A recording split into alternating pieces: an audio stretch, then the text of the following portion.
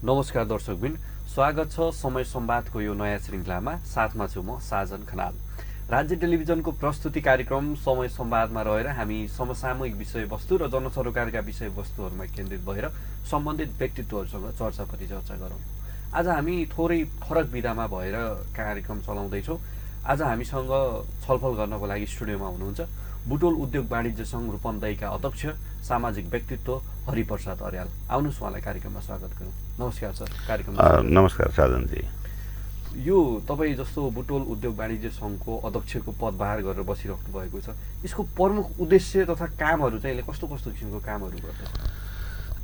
खास गरी बुटोल उद्योग वाणिज्य सङ्घको वैधानिक रूपमा विधानले निर्दिष्ट गरेका उद्देश्य लक्ष्यका कुराहरूका सन्दर्भमा स्थानीय रूपमा व्यवसायिकहरूका आवश्यकता, त्यसलाई परिपूर्ण गर्ने स्थानीय प्रदेश र सङ्घ सरकारसँग गर्ने पैरवी, आधारभूत हिसाबले व्यवसाय मैत्री वातावरण निर्माण गर्न अन्य व्यावसायिक संस्था र स्थानीय सरकारसँग गर्ने सहकार्य र कतिपय कानुनले प्रबन्ध गरेका विषयहरूको बारेमा व्यवसायलाई सुसूचित गर्ने मुख्य काम भनेको यी तीनटै कुराको सेरोफेरोमा रहेर यसका कतिपय योभन्दा बाहिर गएर पनि हामीले सामाजिक उत्तरदायित्व अन्तर्गतका कुराहरू, कतिपय पूर्वाधार विकासका कुराहरू, कतिपय लोक कल्याणकारी अन्य कार्यक्रमहरूमा पनि हामी सँगसँगै हुन्छौँ। तर मुख्य गरी व्यवसाय र व्यावसायिक क्षेत्रको एडभोकेसी गर्ने, पूर्वाधार निर्माणका लागि सरकार र समिति निकायले झझकाउने र सरकार र समिति निकायबाट भएका प्रबन्धहरूलाई आम व्यवसायीका माझमा पुर्याउने र व्यवसायलाई सूचित गर्ने, यी तीनटा कुराहरू नै हाम्रो मुख्य कार्यभार हुन् भन्ने मलाई लाग्छ। जस्तो बुटोल उद्योग वाणिज्य सङ्घले हरेक वर्ष बुटोल औद्योगिक मेला भनेर सञ्चालन गर्छ। यसले नेपालको पर्यटन क्षेत्रलाई व्यवस्थित गराउन तथा यसलाई फस्टाउन कसरी मद्दत पुर्याइरहेको छ? यो मेला महोत्सवले आन्तरिक पर्यटन प्रवर्धनका लागि असाध्यै ठुलो भूमिका निर्वाह गरेका छन्। हामी बुटोलमा मात्रै होइन, देशका धेरै ठाउँमा मेला तथा महोत्सवहरू हुन्छन्। तर यसको पहिलो सुरुवाती हामीले नै गऱ्यौँ। 2041 सालमा बुटोल उद्योग वाणिज्य सङ्घले सुरु गरेको यो मेला अहिले देशी मेलामा जस्तो भएको देखिन्छ। यसले आन्तरिक पर्यटन, उत्पादित वस्तुहरूको बजारीकरण र उपभोक्ता र उत्पादक बीच एकै ठाउँमा ल्याएर त्यसको फिडब्याक लिने र परिष्कृत गर्ने कुरामा जोड दिने कुराहरू र अरू धेरै अर्थतन्त्रसँग जोडिएका कुराहरूसँग यसले असाध्यै रणनीतिक हिसाबले असाध्यै महत्त्व राख्छ। यसले आर्थिक उपार्जनका लागि कतिपय नयाँ इन्टरप्रेन्योर डेभलपमेन्ट गर्नका लागि मालवस्तुको बजारीकरण गर्ने कुराहरूलाई पनि उत्तिकै महत्त्वका साथ हेरेका हुन्छ। यो मेला महोत्सवहरूले खास गरी आन्तरिक पर्यटनमा, बाह्य पर्यटनका सन्दर्भमा नेपालमा आयोजना गरेका मेलाहरूले अन्तर्राष्ट्रिय लगानी, अन्तर्राष्ट्रिय स्थलहरूका भ्याली बाहिर कम छ। तर आन्तरिक बजारलाई प्रतिस्पर्धी र गुणात्मक सुधारका लागि यी मेलाहरूको असाध्यै ठुलो योगदान छ। त्यसैको सिलसिला हामी व्यवसायिक हिसाबले पनि रूपन्देहीमा लामो समयदेखि 44-45 सालदेखि प्रवर्धनात्मक हिसाबले कहिले कहिले व्यावसायिक हिसाबले यहाँ भएका अन्य व्यावसायिक संस्थाहरू र हामी समेत भएर धेरै मेला महोत्सवहरूको आयोजना गरेका छौँ। अहिले त हरेक टोलटोलमा, हरेक पालिकामा साना ठुला व्यावसायिक संस्थाहरूले कतिपय सन्दर्भमा त क्लबले समेत मेलाहरूको आयोजना गरेका दृष्टान्तहरू देखिन्छन्। यसले समग्रमा आन्तरिक पर्यटन प्रवर्धन र आर्थिक गतिविधिलाई चलायमान गर्ने कुरामा बल पुर्याउँछ भन्ने मलाई लाग्छ। जस्तो यो बुटोलबाट नभएर मेला महोत्सव हरेक वर्ष सञ्चालन हुन्छ। यो आम नेपाली दर्शकमा एकदमै लोकप्रियता पनि पाएको छ। यसको व्यवस्थापकीय पाटोलाई हेर्दा जस्तो करिब यसको खर्च कति जति हुन्छ एउटा महोत्सव एक वर्षको गर्दा, र यसको आम्दानी कति जति हुन्छ, कति चाहिँ नाफा कमाउँछ? होइन, मेला त यस्तो हो। यसको हामी जस्तै हाम्रो मेलामा संरचनागत हिसाबले पहिले त त्यो अहिले बुटोलकै सन्दर्भमा कुराकानी गर्दाखेरि हामी कहाँ प्रदर्शनी स्थल नै थिएन। हामीले धुले माटोमा अथवा पण्डाल लगाएर गर्नुपर्ने थियो। अहिले ट्रस्ट र केही हलहरू बनेका छन्, त्यसले अलिकति पूर्वाधारमा र स्थलको सुरक्षामा बल पुर्याएको छ। तर फेरि पनि त्यहाँभित्रको कार्पेटिङ, स्थल निर्माण र अन्य कुराहरूमा फेरि पनि ठुलो खर्च हुन्छ। करिब अहिलेको गएको मेलामा पनि ठुलो खर्च भएको छ। हामीले 2-2.5 करोडभन्दा बढी खर्च भएको देखिन्छ होइन। खर्च मात्रै त्यति हुन्छ, त्यसको व्यवस्थापन के पर्छ, सुरक्षादेखि लिएर अरू पूर्वाधार निर्माण, कार्पेटिङ हरेक कुराहरूमा खर्च हुन्छ। अलिअलि पैसा पनि बच्छ त्यो सङ्घ संस्था सञ्चालनका लागि अथवा लोककल्याणकारी काम गर्न, सामाजिक उत्तरदायित्व अन्तर्गत हामीले अन्य क्षेत्रमा काम गर्ने पनि गरेका छौँ नि त। बुटुलकै सन्दर्भमा, उद्योगवासिकै सन्दर्भमा हेर्दाखेरि सिद्धार्थ बाल तथा महिला अस्पतालमा हामी एउटा मेजर स्टेक होल्डर छौँ। कुनै बेला लुम्बिनी पारसिक अस्पताल, अहिलेको त्यस बेलाको लुम्बिनी अञ्चल अस्पतालभित्र क्याबिन बनाउने कुरामा, प्रस्तुतिगृह बनाउने कुरामा हाम्रो भूमिका छ। लुम्बिनी वाणिज्य क्याम्पस स्थापना र सञ्चालनमा हामीले असाध्यै ठुलो योगदान गरेका छौँ। बुटुलबोमी क्याम्पसको विज्ञान संकाय भवन निर्माण गर्ने कुरामा हाम्रो 41 सालमा, आजको कुरा होइन, आजभन्दा 40-41 वर्ष अगाडि बुटुल उद्योगले ठुलो कन्ट्रिब्युसन गरेका छ। र अन्य धेरै ठाउँमा हामीले यस्ता कन्ट्रिब्युसन गरेका छौँ। यस्तै ठाउँबाट आर्जित भएका केही रकमहरू र केही सस्ता शुल्कबाट आएको रकमहरूलाई बचाएर लोककल्याणकारी कामका लागि व्यावसायिक सेवा सुविधा सँगसँगै पूर्वाधार विकास र सामाजिक उत्तरदायित्व र सचेतनाका लागि पनि शिक्षा स्वास्थ्यमा हाम्रो ठुलो लगानी छ। त्यसमा लगानी गर्ने गरेका छौँ। र अहिलेको मुनाफाका केही अंशहरू पनि हामीले छाडा चौपाया व्यवस्थापन भन्नुहोस् अथवा शिक्षा स्वास्थ्य खेलकुद जस्ता कोषहरूमा रकम व्यवस्थापन गरेर यसको प्रवर्धनका लागि पनि खर्च गर्ने गरेका छौँ। यसलाई संस्थाको नाफा नोक्सानको भन्दा पनि त्यसबाट आर्जन गरेका रकमलाई कसरी परिचालन गरिएको छ भन्ने मुख्य कुरा हुन्। मेला महोत्सवले हाम्रा जस्ता कतिपय मेला महोत्सवहरू संस्थाले आफै नचलाएर फेरि कसैलाई विकृति निम्ताउने गरी ठेक्का दिएका पनि दृष्टान्त पनि सुनिन्छ। तर बुटुलका सन्दर्भमा त्यस्ता अप्रिय र अस्वाभाविक खालका कुराहरू भएका छन्। कमसेकम यहाँका संस्थाले आयोजना गर्ने मेलाहरू आफैले आयोजना गर्ने, सञ्चालन गर्ने, खट्ने एउटा भलिन्टियर हिसाबले काम गर्ने गरेका छौँ। त्यसले एउटा असल अभ्यास पनि छ भन्ने मलाई लाग्छ। जस्तो बुटोल जस्तो औद्योगिक मेलाहरूको खर्चको पाटो त हामी देखिरहेका हुन्छौँ। विभिन्न कलाकार, राष्ट्रिय स्तरका कलाकारहरू आइरहेका हुन्छन्, अरू व्यवस्थापकीय पाटोहरू हुन्छ। आम्दानीमा जुन व्यक्तिहरू हेर्न आउँछन् उनीहरूको दर्ता शुल्क मात्रै हुन्छ कि अरू पनि कुनै बाहेक? होइन, त्यसमा एउटा कार्यक्रमको आयोजना र सञ्चालन र व्यवस्थापनका लागि पहिले त प्रवेश टिकट हामीले लिएका हुन्छौँ। तपाईँ र तपाईँ यस्ता साथीहरू जाँदाखेरि विद्यार्थीका लागि एउटा दर र आम मान्छेका लागि एउटा दर टिकटको प्रवेश टिकटको व्यवस्थापन गरिएको हुन्छ। अर्को स्थलमा बस्नेहरूले कतिपय समर्थित स्थलहरूमा पैसा नलिएर र आउने जाने पैसा दिएर समेत स्थल राखेका हुन्छौँ भने कतिपयले स्थलको भाडा दिएर धेरै मान्छेले स्थलको भाडा दिनु हुन्छ, त्यसबाट आयोजन हुन्छ।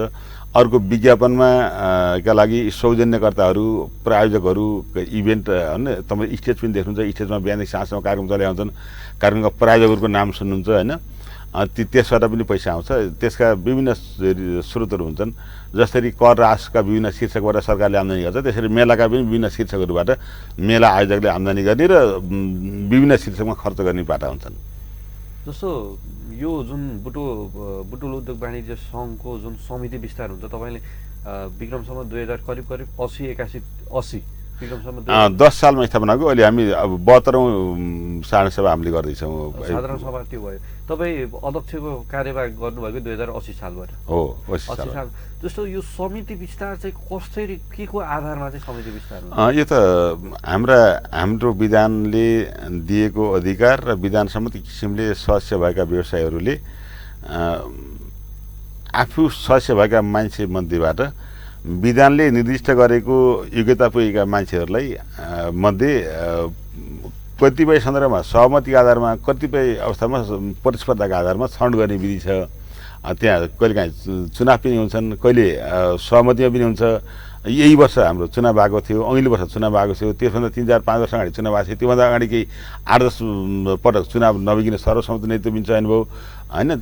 त्यसमा त विधानले निर्दिष्ट गरेका कार्यविधि अनुसार योग्यता पुगेका सदस्यहरूले योग्यता पुगेका पदाधिकारी तथा सदस्यको निर्वाचन गरेर समिति बनाएको हुन्छ। त्यसको अहिलेसम्म 3 वर्ष कार्यकाल छ। अब नेपाल उद्योग वाणिज्य महासङ्घको 2 वर्ष कार्यकाल भनेर अब सम्भवतः यो चैतको 3 वर्ष पछिबाट कार्यान्वयन हुन्छ। त्यसपछि हामी पनि महासङ्घको विधानमा 2 वर्ष कार्यकाल कार्यान्वयन भएपछि हाम्रो पनि यहाँबाट हाम्रो विधानमा पनि 2 वर्ष कार्यकाल हुने भन्ने व्यवस्था हाम्रो विधानमा गरेका छौँ। त्यसपछि हाम्रो पनि 2 वर्ष कार्यकाल हुन्छ। अहिले मसम्म 3 वर्ष कार्यकालको अध्यक्ष छु। मभन्दा पछि आउने अध्यक्ष पनि सम्भवतः 3 वर्ष कार्यकालको हुनुहुन्छ। त्यसपछि आउने अध्यक्ष जति पनि साथीहरू आउनुहुन्छ 2 वर्ष कार्यकालका लागि अध्यक्ष भएर आउनुहुन्छ। यसको सबै विधि विधानहरू बुटुल उद्यानसीको विधान जुन जिल्ला प्रशासन कार्यालयमा दर्ता र नवीकरण गरिराखेका हुन्छौँ हामीले। साधारण सभाले त्यसमा केही संशोधन परिमार्जन गर्छ।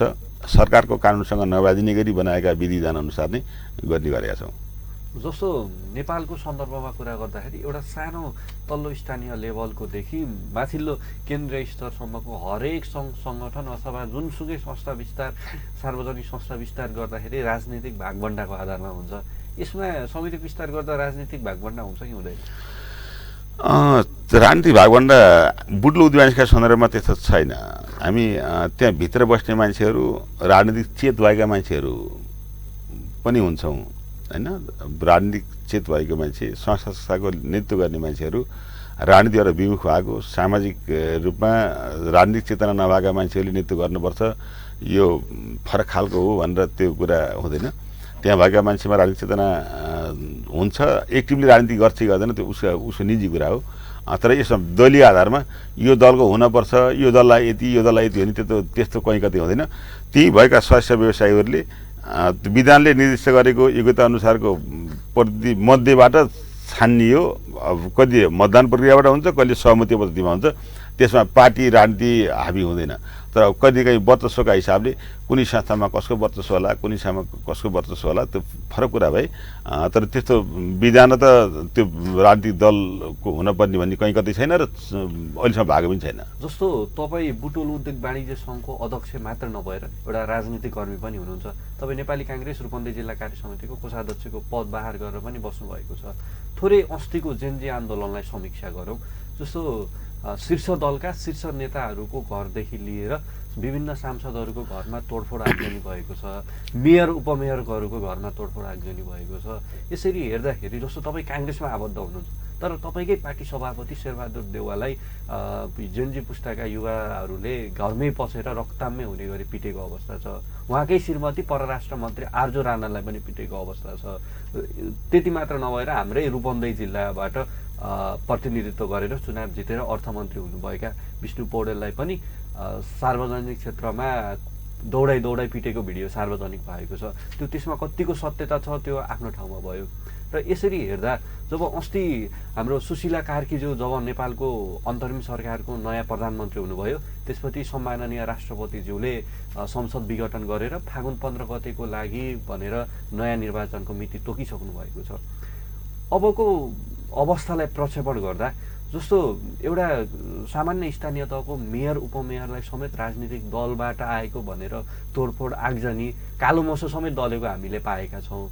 अब उक्त निर्वाचनमा मतदान उम्मेदवारी दिइसकेपछि अब जित्ने हार्ने बाटो छुट्टै भयो। अब घर घरमा भोट माग्न जानु पर्ला, टोलटोलमा भोट माग्न जानु पर्ला, त्यही पिट्ने अवस्था छ। त्यही पार्टीबाट प्रतिनिधित्व गरेर उम्मेदवारी दिएकै भरमा घर जलाउने भन्ने किसिमको भ्रमात्मक कुराहरू पनि भइरहेको छ। यसरी हेर्दाखेरि त अब यी पुराना राजनीतिक दलहरू जुन थिए काङ्ग्रेस एमाले माओवादी यिनीहरूको त राजनीतिक अस्तित्व नै सकियो, यिनीहरूको राजनीतिक इतिहास नै सकियो भनेर भन्न मिल्छ कि मिल्दैन? त्यो यो मुण्ड मुण्ड बुद्धि कुण्ड कुण्ड पानी भन्छन् खनालजी होइन। यो कुरामा पार्टी राजनीति र बुटुल उद्यानसीको अध्यक्षको सन्दर्भ हजुरले जुन कटुना छ, मैले मेरो आचार विचार जीवनशैली र सरसङ्गत कोसँग छ, कस्तोसँग छ, मेरो लाइफस्टाइल के छ, मेरो धन सम्पत्ति कति छ, यी सबै कुरा ट्रान्सपारेन्ट गर्नुपर्छ हुन्छन् सबैका। जहाँ जहाँ भएका छन् जहिले जहिले भन्नुभएको छ फागुन 21 गतेको निर्वाचनको मिति तोकेको कुरा पनि गर्नुभयो। अब सङ्क्रमणकालीन व्यवस्थाको निकासका लागि अहिले बनेको सरकार र यसको गतिविधिहरू सबैलेको नजरमा छ नै। यसलाई सबै अहिले भनौँ न एउटा खास उमेर समूहले मात्रै भोट गर्ने होइन होला नि त। अहिलेको मतदान प्रक्रियामा आगामी फागुन 21 गते हुने मतदानमा 13 देखि 28 वर्ष उमेरसम्मकाले मात्रै मतदान गर्ने व्यवस्थाका लागि सरकार गठन भएको त होइन होला। यो त सबैले मतदान गर्ने हो, तपाईँले पनि गर्ने हो, मैले पनि गर्ने हो, तपाईँ 28 वर्ष उमेरभित्रकाले पनि गर्ने हो, म 28 वर्ष नायिकाले पनि गर्ने हो। त्यसमा यसको प्रभाव के हुन्छ, चुनावले के गर्छ फरक कुरा भए। तर फेरि पनि अब अहिले पार्टी राजनीतिमा पार्टीका सबै अस्तित्वहरू समाप्त भए भन्ने कुरा हुँदै हुन्न। आजकै मन्त्री परिषद विस्तारमा आएका कतिपय सन्दर्भ प्रसङ्गहरू संविधान सम्मत किसिमले संविधानको भावनामा नकुल्चिने गरी आगामी प्रतिनिधि सभाको इलेक्सनका लागि म्यान्डेट लिएको सरकारले संविधानमा व्यवस्था भएका अनुसारका 165वटा कन्स्टिट्युसनमा होइन निर्वाचन क्षेत्रकोमा चुनाव गराउने गरी आउने र निर्वाचित संसदले नै अरू राज्यका पुनर्संरचना र कतिपय नीतिका सुधारका कुराहरू त्यसले गर्ने हुनाले अहिले आज जे कुरा हामीले सामाजिक सञ्जालमा देखेका छौँ, भ्रामक सूचनाहरू, एआईको दुरुपयोग गर्दै कतिपय सङ्क्रमित भिडियोहरू बनाएर मान्छेलाई अफवाह सिर्जना गर्ने गरी भएको छ, हिंसा भएको छ, सामरिक ऐतिहासिक पुरातात्विक महत्त्वहरूको सर्वनाश गरेको छ। यसलाई कहीँ कति कसैले पुष्टाइ गर्न र यसलाई जस्टिफाई गर्ने छैन। जेएनजे समूहका तपाईँको र मेरो छोरा उमेर समूहका भाइ बहिनीहरू, छोराछोरीहरू, भाइ भतिजाहरू जतिले पनि गर्नुभएको छ, सुशासन, पारदर्शिता, सामाजिक न्याय र भ्रष्टाचाररहित समाजका लागि गरे हो। यो विध्वंस मचाउनका लागि गरेको आन्दोलन पनि थिएन। कतिपय सन्दर्भमा जे भएको छ त्यो सबै कुरा ठिक भएको छ भन्ने कुरा होइन र छैन पनि। तर अब सन्दर्भ प्रसङ्ग राज्यको पुनर्संरचना गर्ने, संवैधानिक हिसाबले भएका संरचनागत व्यवस्थाहरूले करेक्सन गर्ने कुरा यो अन्तरिम मन्त्री परिषदले धेरै कुरा संरचनागत राज्यका संरचनागत सुधारका कुराहरूको बारेमा मन्त्री परिषदले धेरै लामो र दीर्घकालीन महत्त्वका कुराहरूमा निर्णय गर्न सक्दैन होला। एसीको संरचनाभित्र उसलाई दिएको टिओआर, शपथमा बोलिएका भाषा कै भित्र रहेर काम गर्नुपर्ने भएको हुनाले 165वटा निर्वाचन क्षेत्रमा फागुन 21 गतिबाट चुनाव सुरु गरेर निश्चित समयभित्र चुनाव सक्ने गरी प्रतिनिधि सभालाई हेन्डओभर गर्ने गरी जुन नवनियुक्त प्रधानमन्त्रीले जुन भावना राख्नु भएको छ, जुन भनाइराख्नु भएको छ, यसले अहिले तपाईँले पृष्ठभूमिमा भनेका कुराहरू र विषयवस्तुलाई धेरै कुरालाई एड्रेस गर्दैन। खालि कहिलेकाहीँ सेन्टिमेन्ट जोडिने कुराहरू, एआईद्वारा निर्मित भएका र प्रविधिको दुरुपयोग गरेर बनाइएका भिडियोलाई मात्रै रिफ्रेस मानेर सारा परिवर्तन भयो, सारा उल्ट्यो भन्ने चाहिँ गरेर भन्न पर्ने जरुरी छैन। अब हामीले चाहेको, तपाईँले चाहेको, तपाईँको पुस्ताले चाहेको र मैले चाहेको पनि सुशासन, पारदर्शिता, जवाफदेहिता र भ्रष्टाचार रहित समाज निर्माणमा तपाईँ, हामी र हामीभन्दा अघिल्लो पुस्ता, म 50 को पुस्ताको मान्छे, तपाईँ अब 25-28 वर्षभित्रको युवा, हामी सबैको चाहना भनेको भ्रष्टाचार, सुशासन र पारदर्शिता र सामाजिक उत्तरदायित्व र सामाजिक न्यायका पक्षमा लाग्ने कुरामा हामी सबै लाग्नुपर्छ। हामीले उठाएका कुराहरू जेनुन छन्, तर यसलाई इम्प्लिमेसन गर्ने कुरामा अहिले भएको नयाँ बन्दी गरेको मन्त्री परिषद, अहिले निजामती सेवा भएको थाई सरकारको संरचना र हामी सामाजिक क्षेत्रमा एक्टिभिस्ट भएका मान्छेहरूको हाम्रो जीवनशैली, जीवन पद्धति र हामीले भनसुनका आधारमा आफ्नो काम गर्ने प्रक्रियालाई तोडेर विधि प्रक्रियामा टेक्ने कुरामा हामी टेक्न सक्यौँ भने सबै कुरा ठिक हुन्छ। भनेकै भएर मात्रै एआईकै प्रयोग गरेर मात्रै बनाएका भिडियोकै बेसमा रहेर सबै जनमत खुइलियो, सिद्धियो। अब मान्छे उम्मेदवार हुनेका घर जलाउने, उम्मेदवार भएर मान्छे बाटैमा निस्किन सक्दैन भन्ने कुरा यो तत्कालिक रूपमा यो भ्रमात्मक कुरा हुन् र यसले फेरि पनि हामी कहीँ उत्तर कोरियाको शासन व्यवस्था खोज्या अहिले जेएनजीले कसैले कसैले भनिदिएर कसैलाई स्थापित गर्ने र उसैले डिक्टेटर गर्ने भनेर त्यो शासन व्यवस्थाको परिकल्पना हो। उहाँका मागमा उहाँले थप गरेका कुराहरूमा तिनी कुरा थिए। कतिपय कुरा आन्दोलनले नयाँ विषय पनि उठान गर्छ।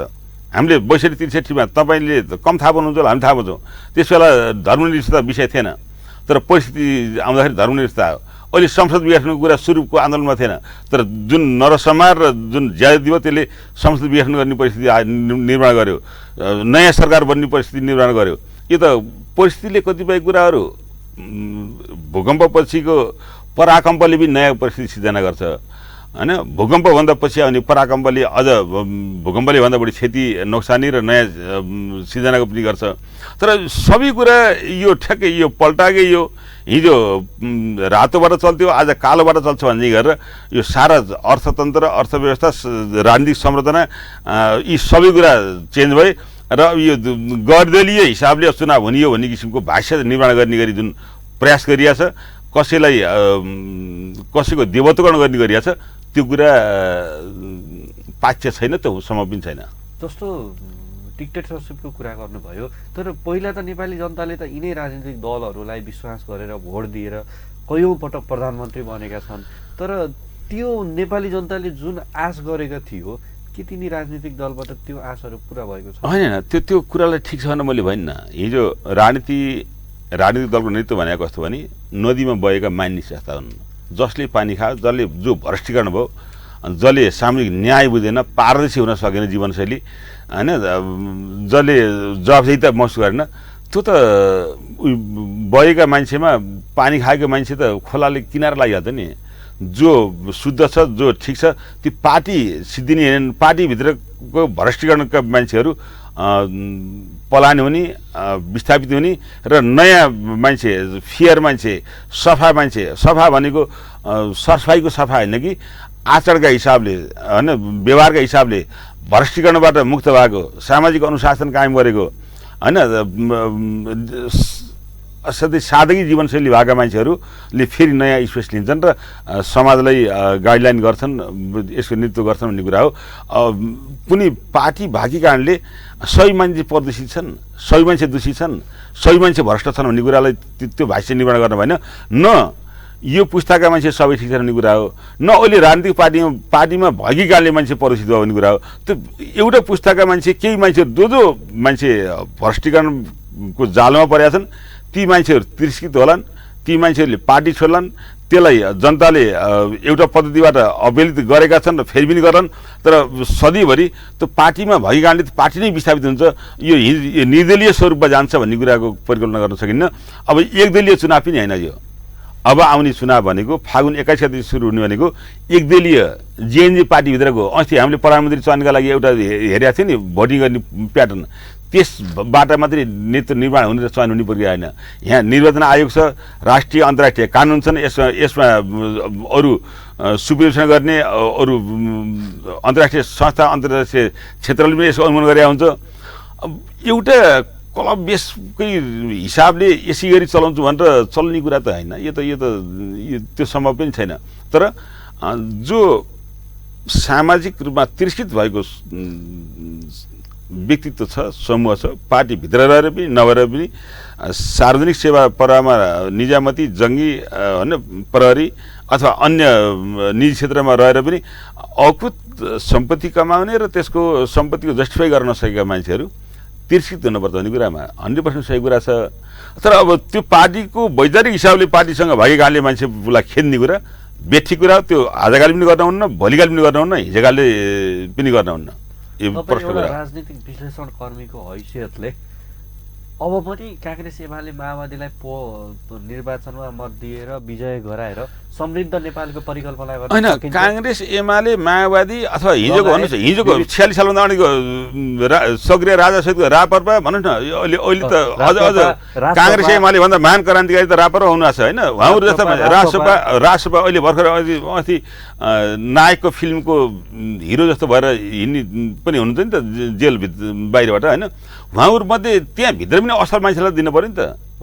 त्यहाँभित्रका असल मान्छे जो प्रतिको रूपमा तपाईँको मेरो र हाम्रो समाजको प्रतिनिधित्व गर्न खोज्दै हुनुहुन्छ, उहाँलाई हामीले स्पेस दिएनन् भने, अनि अहिले हिजो साँझको तपाईँले इन्टरभ्यू हेर्नुभयो प्रधानमन्त्री अगाडिको कार्यालय अगाडिको, मध्यरातमा 12 बजे 24 घण्टा नसुक्दै प्रधानमन्त्रीले शपथ लिएको 24 घण्टा नदिए अनि तथानाम गाली गरेर फिर्ता आइज मैले त मार्छु हान्छु भनेर एउटा जेएनजे पुस्ताका नाममा कलङ्क बन्ने मान्छे पनि त छन् नि। अनि यो दोष ती पुरानलाई मात्रै थपेर अहिले चोखो बन्न सकिन्छ? त्यो अहिलेको होइन, हामी म पनि ठिक हुनु पऱ्यो, तपाईँ पनि ठिक हुनु पऱ्यो, तपाईँ मेरो हामी सबै उमेर समयका मान्छेहरू आफ्नो आचरणगत हिसाबले शुद्ध हुन पऱ्यो, त्यसमा 100% सही छ। तर सबै पुराना बेठिक, सबै नयाँ ठिक भन्ने कुरा होइन। पुराना बेठिकलाई तिरस्कार गरौँ, नयाँ बेसिकलाई हिन्दी नदिउँ तर नयाँ र पुराना सबै उमेर समूहका मान्छेबाट यो समाजको कम्पिटिसन जस्तो छ त्यसको रिफ्लेक्ट हाम्रो प्रतिनिधि सभामा देखिनुपर्छ भन्ने कुरा हो। हाम्रो आगामी प्रतिनिधि सभा जुन 82 साल 82 साल फागुन 21 गतेबाट हुने निर्वाचनबाट आउने प्रतिनिधि सभाको रिफ्लेक्ट समाजको कम्पिटिसन अनुसारको विचारका हिसाबले कार्यक्रम हिसाबले अनुशासन पारदर्शिता सामाजिक न्यायका पक्षमा पैरवी गर्न सक्ने मान्छेहरूले त्यसमा नेतृत्व स्थापित गर्नुपर्छ। अब उमेरका हिसाबले जस्तालाई पनि दिने अनि वैचारिक हिसाब र आचरण शुद्ध भएका मान्छे अलिकति यो उमेरभन्दा माथिको त यो त वैश्विक समूह भनेर बहिष्कार गर्ने गरियो भने अहिले पनि त हामीले जेएनजेको आन्दोलनले कति वर्षको प्राइम मिनिस्टरलाई हामीले स्थापित गरेका छौँ।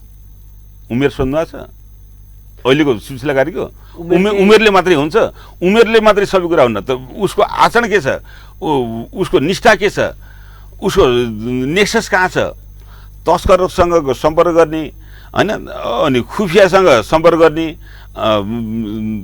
प्रशासनिक आडमा धम्काउने असुली गर्ने अनि गलत किसिमले मान्छेलाई प्रभावित गर्न खोज्ने अनि कसैसँगको सम्पर्क भएको कारणले कोही सुत्केन हुन्न नि त।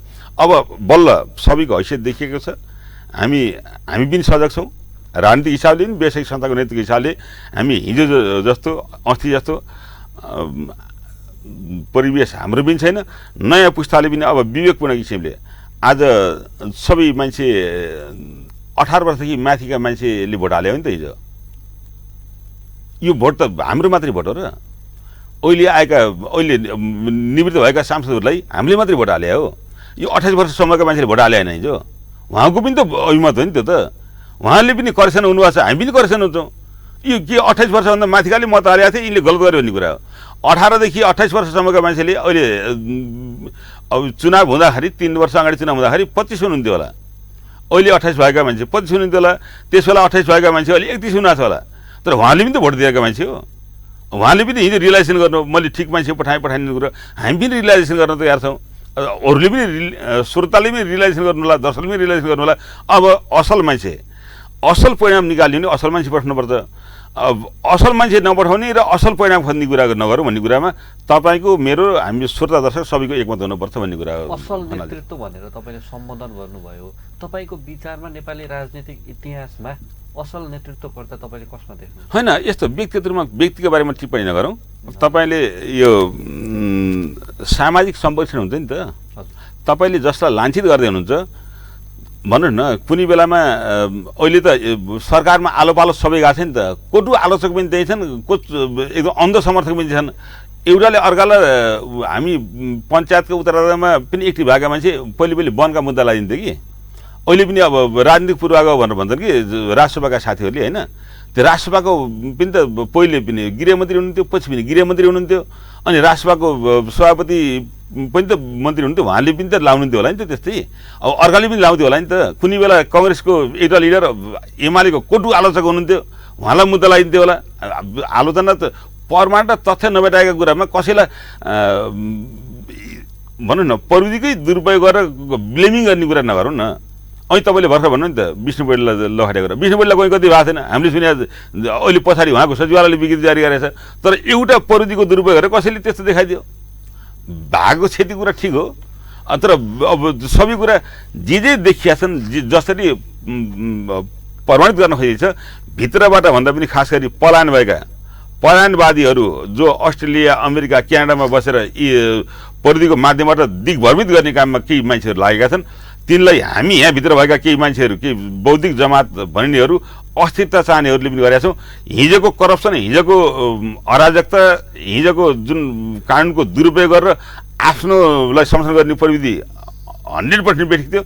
त्यसबाट हामी सचिनपर्छ, सुध्रिनुपर्छ, कर्सनुपर्छ। तर अहिले सबै कुरा अस्ट्रेलिया अन्य टङ्का दाले भने जस्तो यो सबै बेथिती मात्रै छैन, भीम उपाध्यायले भने जस्तो सारा करप्सन मात्रै पनि छैन। अहिले स्थानीय सरकारमा भएका मान्छेहरूले देख्नुहुन्छ नि त, आज चौकी लपाट गर्नुपर्ने भएको छ, कहाँ जाने यो खोज्न? सबै वडा कार्यालय जलिया छ, नगरपालिका जलिया छ, मालपोतमा गएर जान छ। अहिले हिजो त्यही जो आन्दोलनमा सिंहदरबार जलाउनु थियो उसको त 2 दिनपछि भिसा थियो, टिकट थियो। अहिले श्रम कार्यालयबाट उसको सबै डकुमेन्टेसनहरू फेल भइसकेका छन् होइन त्यो सर्भरले काम गरेको छैन भनेको छ अब मान्छे त सबै एकदम ठप्प छ नि त अहिलेको देशको अवस्था भनेको पछिल्लो समयमा प्रसव वेदनामा बच्चा जन्मेको तर रक्तस्राव भइराखेको जस्तो अवस्था छ अहिले सबै मान्छे आँसु पुछेर दागको अनुहार चाहिँ हिँडेका छन् कसैको अनुहारमा मुस्कान छैन चाम छैन नागरिक प्रशासन सुरक्षा निकायहरू डिमोरलाइज भएको छन् सेना र पुलिसको सामुन्यमा सिंहदरबार मात्रै होइन राष्ट्रपति भवन सुरक्षित गर्न नसकेको अवस्था छ यस्तो अराजक गतिविधिमा ती मान्छे जो असल मनसायका साथ सुशासन पारदर्शिता सामाजिक उत्तरदायित्व र सामाजिक न्यायका पक्षपाती भएर जेनुन कुराहरू लिएर आएको थिए तिनलाई छायामा राखेर अपराधिक समूहले यसलाई हाइज्याक गरेको देखिन्छ कि पछिल्लो समयमा यो जति पनि उद्यम होइन एकदमै नरसंहार पहिलो दिनको नरसंहार र पछिल्लो दिनको जुन विध्वंस भएको छ यसलाई कहीँ कति कसैले पुष्टाइ गर्न सक्ने त्यसलाई जस्टिफाई गर्न सक्ने त्यसको पक्षमा पृष्ठपोषण गर्ने अवस्था छैन 23 गतेको नरसंहार र 24 गतेको विध्वंस यो खेदजनक आपत्तिजनक यो हुनै नपर्ने कुरा यो अनिष्टको सङ्केत हो तर यसैका आडमा ल्याएर सबै कुरा फेरि पनि एउटा उमेर समूहको कब्जामा छ भन्ने गरेर परिभाषित गर्ने र यो दलीय राज्य प्रणाली भन्दा पनि यो निर्दलीय व्यवस्थाको पैरवी गर्ने गरी जुन भाष्य निर्माण गरिन्छ त्यो कुरा ठिक छैन भन्ने मात्र यो खनाल। अब भने हामी कार्यक्रमको करिब अन्तिम चरणमा आइपुगिसकेका छौँ। जस्तो तपाईँले बुटोल उद्योग वाणिज्य सङ्घको अध्यक्षको नेतृत्व सम्हालिराख्नु भएको छ यो नेतृत्व सम्हाल्दै गर्दा तपाईँले कस्तो किसिमको चुनौतीहरू खेप्नु परिरहेको छ? होइन यही म अध्यक्ष भएकी समयमा राज्य ठुलो सङ्क्रमणकालमा गयो हेर्नुहोस् होइन मैले करिब 3 वर्ष कार्यकालमा 1 वर्ष 11 महिना जस्तो भयो यो बिचमा योभन्दा अगाडिका कुराहरू सामान्यतया कोरोना विश्व आर्थिक मन्दीको सङ्क्रमणबाट प्रताडित भएको अर्थतन्त्र बिस्तारै लयमा जाँदै थियो बुटुलका आर्थिक गतिविधिहरू पनि अलिकति चलायमान र गतिशील हुँदै थिए अहिले मैले अघि पनि पिछाडि पनि धेरै कुरा भने असल नियतले असल भावनाका साथ सुशासनका लागि पारदर्शिताका लागि सामाजिक न्यायका खातिर भ्रष्टीकरणको अन्तका लागि भएको नयाँ पुस्ताको मुभमेन्टमा आतङ्ककारी ध्वंसकारी विध्वंसकारी र सामूहिक स्वार्थसँग जोडिएका मान्छेहरूले व्यक्तिगत रूपमा बदलावको भावना लिएर जुन खालको विध्वंस मचाउने काम गरे त्यो हाम्रै कालमा पर्यो। यसले यो हामी बुटुलमा भनौँ न नगरपालिका अदालत यहाँका सरकारी कार्यालयहरू राष्ट्र अनुसन्धान कार्यालय हाम्रै व्यावसायिक प्रतिष्ठान ड्रिम इन्टरनेसनल होटल भाटपाटिनी होइन टुलिप ड्रिमल्यान्ड गोल्ड रिसोर्ट जस्ता बुटुलभित्रका मात्रै होइन उद्योगसँग तिलोतमाको कार्यालय आगदानी भएको छ यति अनिष्ट भयो। हामी वास्तवमा यो कार्यकालमा भएका मान्छेहरू जति रोए पनि हाम्रो जति पीडा भए नसकिने गरेको पीडा हामी कहाँ भएको छ व्यक्तिगत रूपमा हुने क्षति नोक्सानी भन्दा पनि जुन सामाजिक रूपमा जुन सामरिक महत्त्वका हिसाबले असाध्यै रणनीतिक महत्त्वका ठाउँहरूमा आगजनी तोडफोड भएका छन् त्यसले ठुलो क्षति भएको छ। नगरपालिका हाम्रो इतिहास जोडिएको अहिले भर्खरै हामी नगरपालिकामा जाँदा राजस्व शाखामा जाने अथवा नक्सा पासमा जाने भन्न घरबारबिन हुने अवस्था परिस्थिति सिर्जना भएको छ।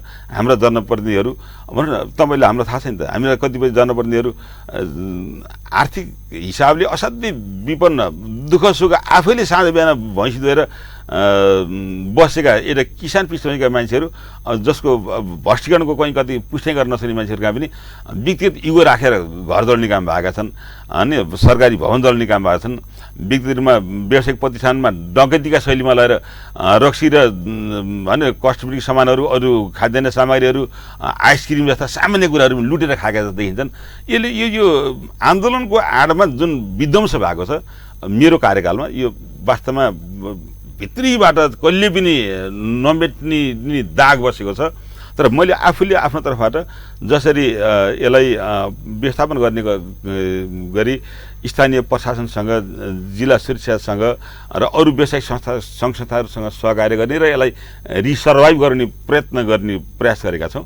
त्यसले एउटा आशा जगाउने व्यवसायमा विश्वास जगाउने र फेरि पनि आफ्नै कागको र कोखको मर्दाखेरि पनि एउटा निश्चित समयपछि पेट अन्न पानीको शरीरले खोज्ने पेटले खोजेको भावनाले पनि हामी उठेर धुलो टुटकाएर फेरि पनि काम गर्नुपर्ने भएको हुनाले यो सङ्कटकालीन अवस्था छ। धेरै कुराहरू स्थानीय सरकारले डेलिभरी गर्न नसक्ला, सङ्घ प्रदेश सरकारका निकायहरूले डेलिभरी गर्न नसक्लान्, तर संयमताका साथ हामी नागरिकहरूको आवाज, व्यवसायीहरूको आवाज र सबैलाई एकीकृत गर्दै सकेसम्म चाँडै ल एन्ड अर्डरको परिस्थिति निर्माण गर्ने कुरामा व्यावसायिक संस्था अथवा सामाजिक संस्थाको अगुवाको हिसाबले नेतृत्वदायी भूमिकामा रहेको बुटुल उद्यमी संघ जस्तो बुटुलको पुरानो करिब 72 वर्ष पुरानो व्यावसायिक संस्थाको प्रतिनिधिको हिसाबले मैले आफूले समन्वय गर्ने ठाउँमा, सहजीकरण गर्ने ठाउँमा र आफू खट्ने ठाउँमा दिन भन्ने छैन, रात भन्ने छैन, जसलाई जे समस्या हुन्छ कहाँ सहजीकरण गर्नुपर्छ म गर्ने प्रयास गर्नेछु।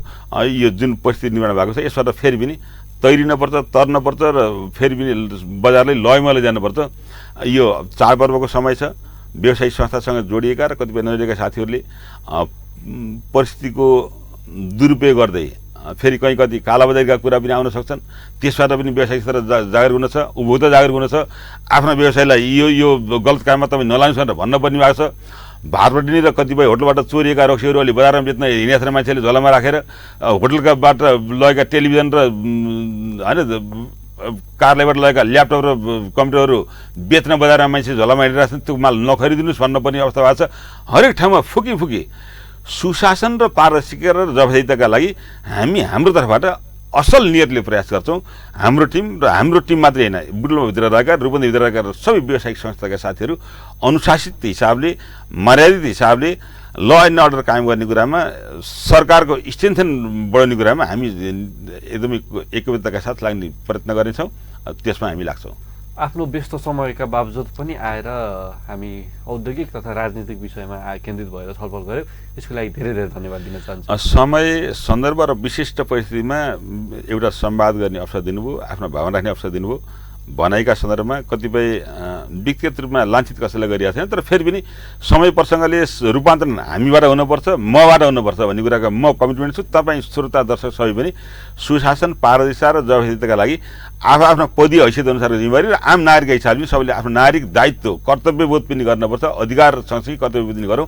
यही भावनाका साथ यो परिस्थितिलाई फेरि पनि खास गरी उद्योग वाणिज्य सङ्घको अध्यक्षको हिसाबले अर्थतन्त्र र आर्थिक गतिविधिसँग जोडिएका कुराहरूमा असाध्यै पारदर्शितापूर्वक काम गर्ने कुरामा सबै उद्योग व्यवसायी साथीहरूलाई पनि अपिल गर्दै फेरि पनि दसैँको सम्मुखमा छौँ। फेरि संवाद गर्ने, फेरि यो पनि मौका मिल्ला नमिल्ला तपाईँहरूले उद्योग वाणिज्य सङ्घको अध्यक्षको यो आदेश निर्देशन होइन कि मेरो आग्रह हो। अब आउने आसन्न दसैँ तिहारको अवसरमा आम उपभोक्तालाई सहजताका साथ उपभोग्य सामग्री उपलब्ध गराउने तपाईँको दायित्व भयो। सबै उद्योग व्यवसायी साथीहरूलाई पनि त्यो आम उपभोक्तालाई साथ दिनका लागि, सहजीकरण गर्नका लागि म विनम्रतापूर्वक अनुरोध गर्दै यो अवसर दिनु तपाईँ र राज्य टेलिभिजन सबैप्रति हार्दिक धन्यवाद, आभार व्यक्त गर्छु। धन्यवाद, नमस्कार। दर्शकबिन, आजको लागि समय संवादको निर्धारित समय सकिसकेको छ। नयाँ श्रृङ्खलामा नयाँ अतिथिका साथ उपस्थित हुनेछौँ। त्यतिन्जेलसम्मको लागि मसँगै सिङ्गो टिमलाई बिदा दिनुहोस्। हस्त, धन्यवाद।